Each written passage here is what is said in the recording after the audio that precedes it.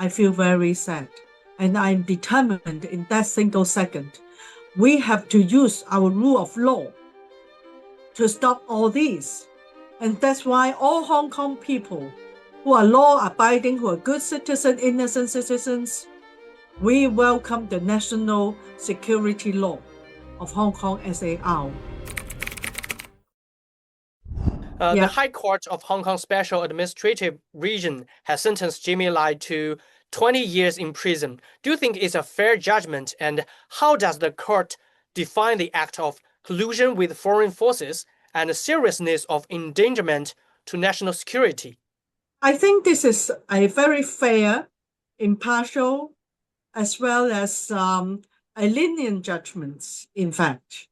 The defendant and the newspaper has for a long, long time deliberately and purposefully stirred and provoked hatred against China and hatred against different groups of people in Hong Kong, against the Hong Kong government, which has led a very, very harmful result.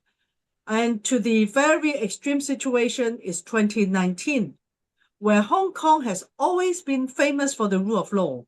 But during that year, it gets so unfamiliar to me as a law professor. I've never seen Hong Kong like that. The young people, everyone who seem to have brainwashed and not to obey the rule of law and can attack anyone, any people, any person who disagrees with them for their so-called aspiration for their own system. This is selfish, this is unlawful, that is completely not acceptable for our community. So I think Lai is the person, the mastermind of all these. If you read the newspaper, where when they was formed until where it is after 2021, they have not stopped by targeting people whose political opinion differ from them. No matter whom, they will cause the damages to their reputation, and they will deliberately roll different kind or invite different kind of people who wrote very radical articles which have been used by the high school as teaching materials for one of our mandatory subjects in the high school.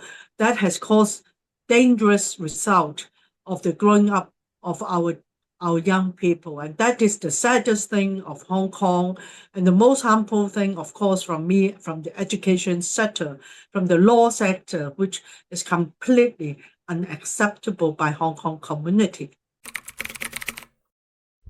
From your legal professional perspective, is there any key aspect we need to notice in terms of safeguarding the defendant's statutory rights and judicial fairness?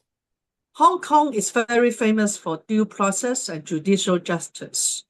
From the way the lengthy process of our 150 days for the trial with different witnesses and the arguments submitted by different lawyers, every single bit is in compliance with our due process. We call procedural justice, highly regarded in common law. And I think the defendants have enjoyed them full. You can see how careful the judgments have reflected their thoughtful consideration in terms of procedure, in terms of fundamental principles of law.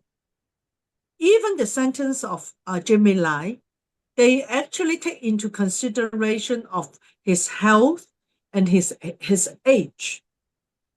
The reason they reject for the mitigation factor that they have discussed for length, the court have discussed in length, is because the grave consequences that Jimmy Lai and the newspaper Apple Daily actually have for a long period of time deliberately go beyond freedom of expression or go beyond the freedom of a newspaper, that they should have rational, sensible monitoring of what the government is doing.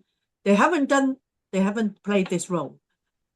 Rather, they just deliberately cause personal attack, defamatory words, and also brainwash messages with totally neglecting what is really happening in China, what has the real development and the prosperity and the work, the efforts that China has made by common people of our Chinese people.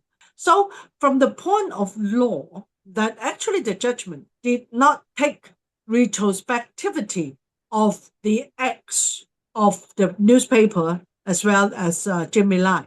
Rather, those materials were only treated as background information for the defendant's continuous act to collude with foreign and external forces.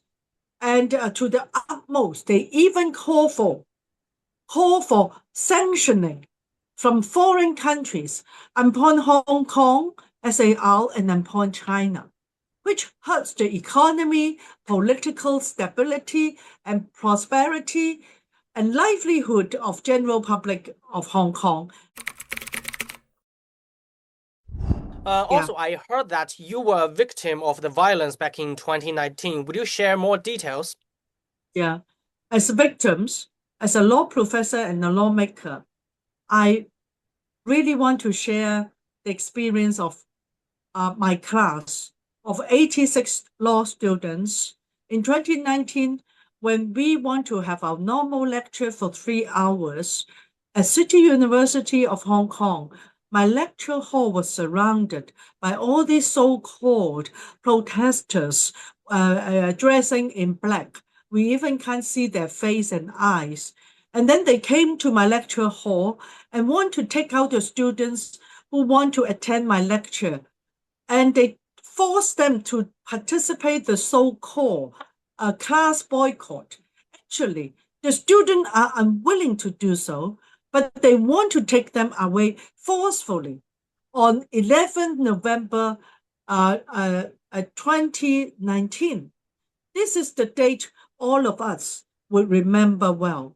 I proudly say my students used their courage and used their decision to say no to violence. They break the facilities of City University outside the lecture hall.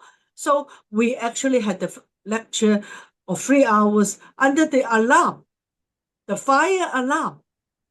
But I proudly say when we all joined together, I together with 86 students together, turned their face back and we say no to them, they ran away.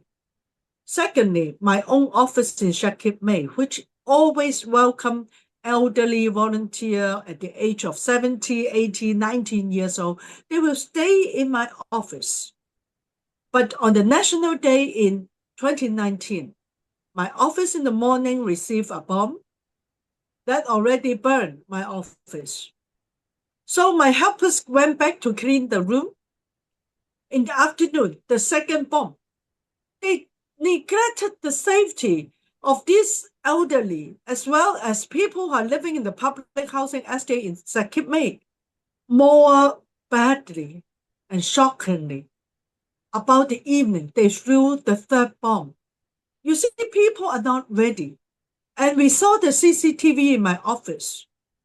And we saw that those people who throw the bomb are only 13 to 14 years old. How come these people were brainwashed to commit this crime that may kill other innocent lives? I feel very sad.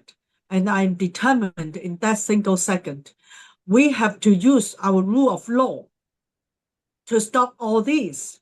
And that's why all Hong Kong people who are law-abiding, who are good citizens, innocent citizens, we welcome the national security law of Hong Kong SAR. What impact could this case have on Hong Kong society, and what about broader impact on the rule of law and investment environment? First of all, we already told, this judgment told the general public what is the bottom line of the rule of law. No matter what you want to do, no matter under what kind of excuse you say is your dream. You can't hurt other people's interests, lives. You have to obey the rule of law. National security law of Hong Kong SAR, as well as the basic law and other laws in Hong Kong, are all working to support the safety and prosperity of Hong Kong. You can see, after the Hong Kong SAR national security law was promulgated, the police already have some tools to restore the public order of Hong Kong, and all those innocent people who have been brainwashed, who thought that if they disobey the law, they break the law with the excuse of higher goal, they would need not be penalized. That is not true. A law-abiding place to adhere to the rule of law, everyone is equal before the law. And I believe after this judgment, more investment will come to Hong Kong because we are normal, we're back to the rule of law, brand name, and the basic law protects one country, two system. We practice free economy, low tax, we practice common law, and the whole judgment reflect very, very clearly. The judges actually adopt the common law procedures, the common law principles, in abide with the basic law as well as the national security law of Hong Kong SAR to protect the normal lives of all people in Hong Kong. And I believe after this judgment, Hong Kong will become even more international, more lively, welcoming more international investment and international friends to come to do investment, to work and to stay here. And our rule of law also protects anyone, local citizens as well as foreign citizens. And we welcome all.